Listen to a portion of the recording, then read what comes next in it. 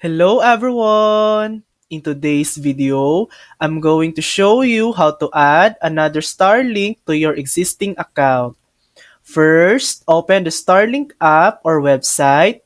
Start by opening the Starlink app on your phone or visiting starlink.com in your browser. Next, go to the shop or order section.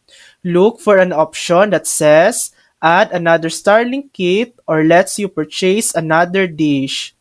Next, select and purchase your new kit. Choose the hardware and the service plan you want. Follow the on-screen steps to complete your order. Next, activate the new kit.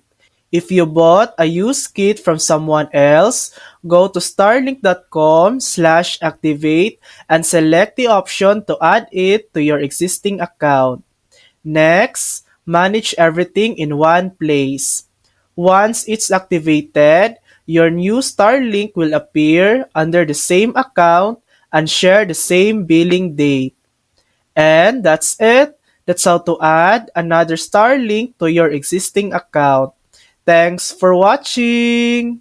If this video helped you, please like and subscribe for more helpful tutorials.